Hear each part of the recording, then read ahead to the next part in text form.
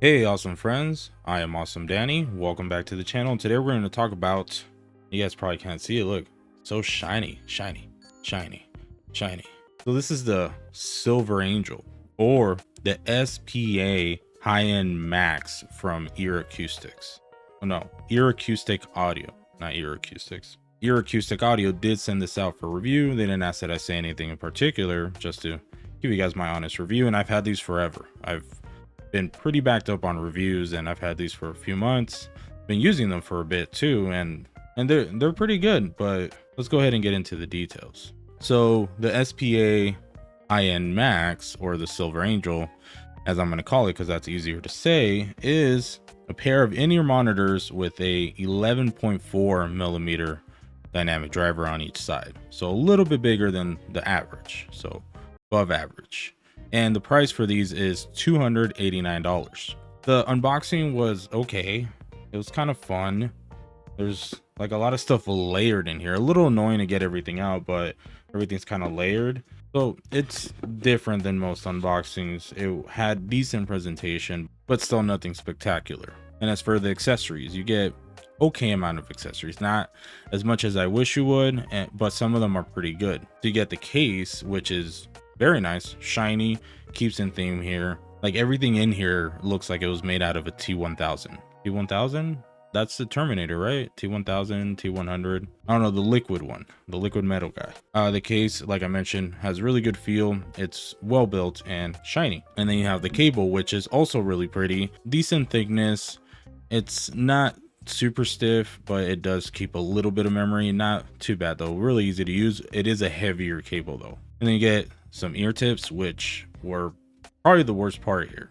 I didn't like them.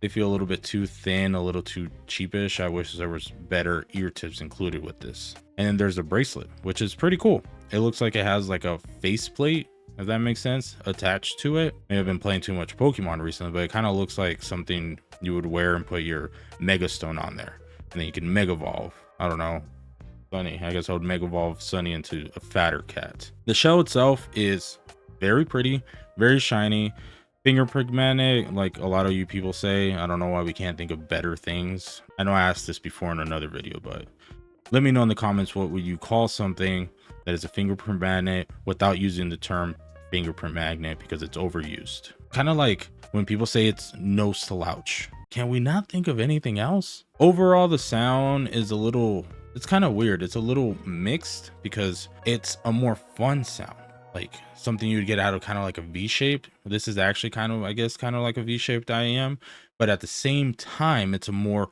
refined sound. So it's not harsh, grating, or very uneven, but at the same time, it's not a balanced or more neutral sound because it lends more into that V shape. And at the same time, it's not a, you know, accurate, more organic sounding IEM because it has a little bit more fun to it, a little bit in between everything. Like the bass itself has an overall balanced presentation. Like there's no focus on the mid bass or the sub bass over the other one. Nuances and the details within the bass overall is pretty good. There's like some decent texture to them, and overall the bass behaves. It keeps to itself. It doesn't get too crazy, even though it is elevated a little bit, so you get nice fun bass without it taking up all of the attention. Seriously, Bunny, do you guys see what I have to deal with? No respect around here.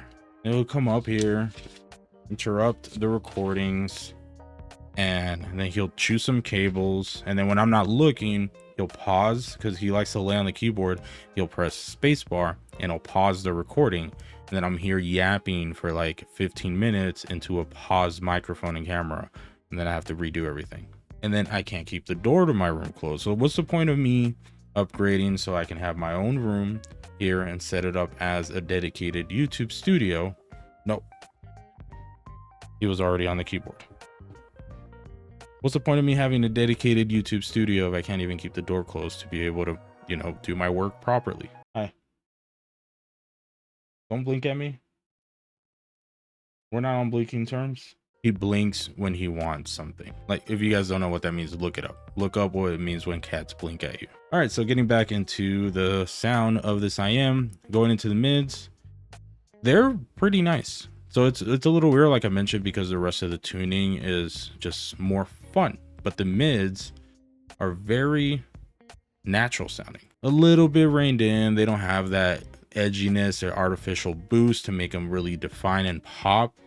So they're in the mix, maybe even a little bit behind the bass sometimes, but they're organic, natural sounding. Both female and male vocals are, you know, better bodied towards the lusher side, but not lush. Like, it's not lush, it's just not thin, and they have good body. They do both feel like they lack a little bit of upper end intensity. So going into the upper mids, it's not terribly boosted or anything. So it's just kind of leveled out. Sometimes it feels like I wish there was a little bit more there for a little bit more definement, but then that would make them sound a little bit more, you know, unnatural and boosted. So like, it's a very subtle approach for the mids, and they're just like very sneakily good.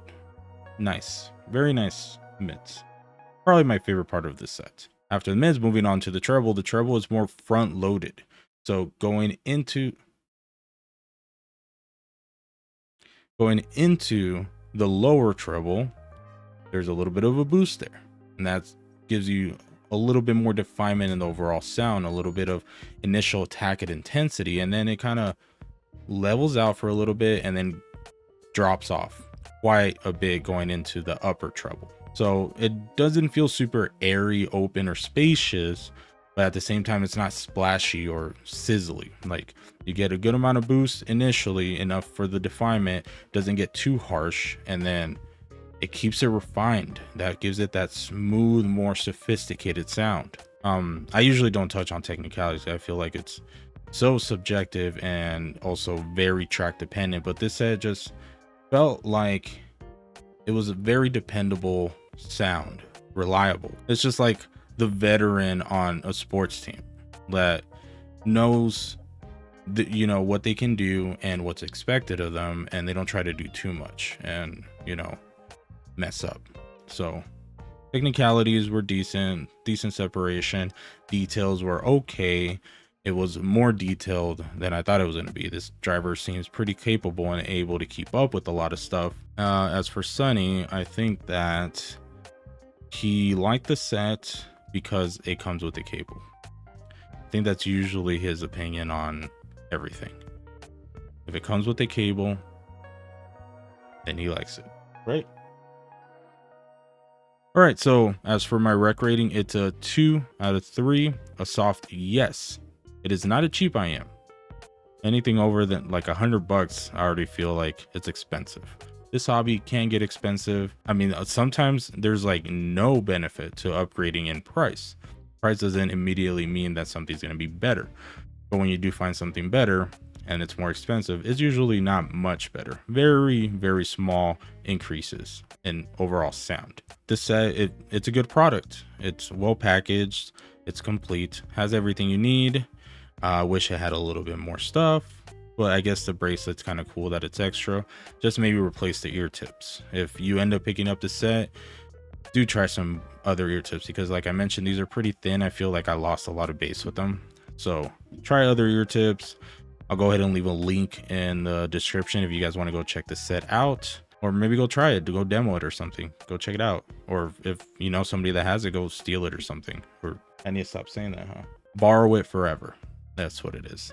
Remember, guys, if you have friends and they have stuff that you like, borrow it forever. Maybe that's why I don't have friends. Thank you for tuning in.